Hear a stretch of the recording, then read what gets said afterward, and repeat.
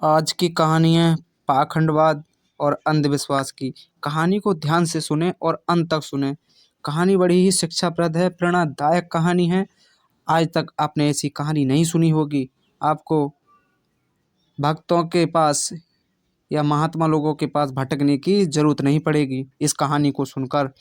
आओ जानते हैं इस कहानी को। अंधविश्वास पाखंडवाद पर एक बहू और बुढ़िया की कहानी पर एक जबरदस्त कहानी लिखी हुई है। एक समय की बात है, एक गांव में एक बुढ़िया अपने बेटे और बहू के साथ रहती थी। वह कुछ ऊंचा सुनती थी। उसके बेटे को की शादी हुए 3-4 साल हो चुके थे, कोई बच्चा नहीं हुआ था। बुढ़िया परेशान रहने लगी। एक दिन वह गांव में एक ब्राह्मण भगत के यहाँ उसके दरबार गई। भगत के ऊपर देवता की सवारी थी। बुढ़िया बोली, महाराज जी, मेरी बहू को अभी तक एक बच्चा नहीं हुआ, मैं क्या करूं? भगत बोला, जा गौमूत्र लेकर आ। बुढ़िया ने ऊंचा सुनने के कारण उसे सुनाई कम पड़ा और उसने गौमूत्र की जगह बहुमूत्र समझा। फिर वो वहां से घर गई और अपनी बहू से बोली, ओ बहुरिया, एक कटोरी में अपना मूत्र दे दे। इस पर बहू ने पूछा, मूत्र किस लिए माँ जी? बुढ़िया बोली, भगत के सिर देवता सवार है, इसलिए उन्होंने मंगाया है। बहू ने पीछा छुड़ाने के लिए कटोरी में मूत्र कर दिया और अपनी सास को दे दिया। वह बुढ़िया मूत्र का बर्तन लेकर वापस भगत के दरबार में गई। भगत के सिर पर देवता सवार। बोला, बुढ़िया ले आई? बुढ़िया बोली, जी महाराज जी। भगत बोला, ला दे। बुढ़िया ने वह मूत्र का बर्तन भगत को दे दिया। भगत ने उस मूत्र पर कुछ मंत्र बड़बड़ाए और गौमाता का आशीष मानकर और अमृत मान खुद पिया और उसको थोड़ा थोड़ा पिलाया अपने ऊपर और उसके ऊपर छिड़का और फिर बुढ़िया से कहा कि तू भी पी ले इस अमृत तुल्य पवित्र प्रसाद को और अपने ऊपर छिड़क ले और बचा हुआ अपनी बहू को पिला देना। अब इसे मंत्रों से सिद्ध किया जा चुका है, तेरी बहू को बच्चा हो जाएगा। बुढ़िया खुशी खुशी घर गई और बहू से बोली, यह प्रसाद पी ले।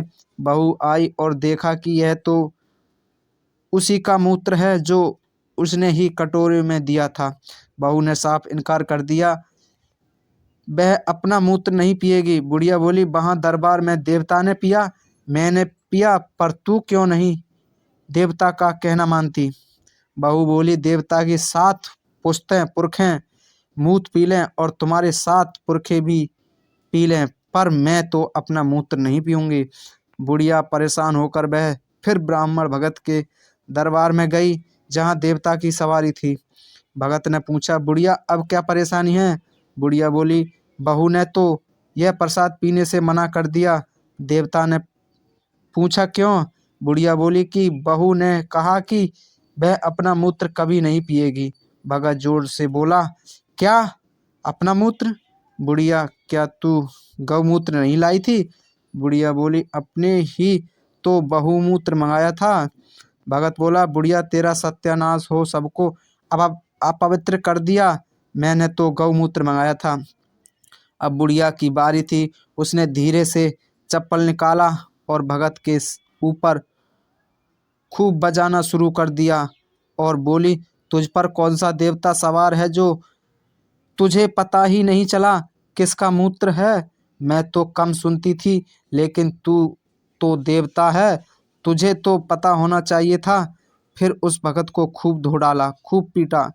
अंत में यही शिक्षा मिलती है कि मनुष्य होने का परिचय दो, किसी भी बात को आंख बंद करके मत मानो, अपना दीपक स्वयं बनो।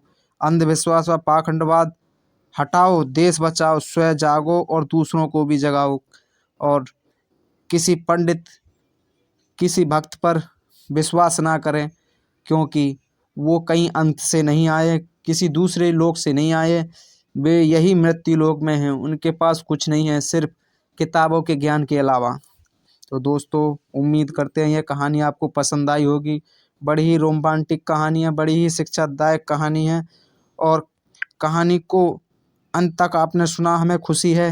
आप हमारे चैनल पर सब नए हैं तो सब्सक्राइब कर लें और ज़्यादा से ज़्यादा शेयर करें। कमेंट बताइए कहानी आपने कहाँ से सुनी है। दोस्तों, अगर आप हमारे चैनल को सब्सक्राइब कर लेते हैं तो आपको नई नई कहानियाँ सुनने को मिलती रहेंगी हर रोज़। आपको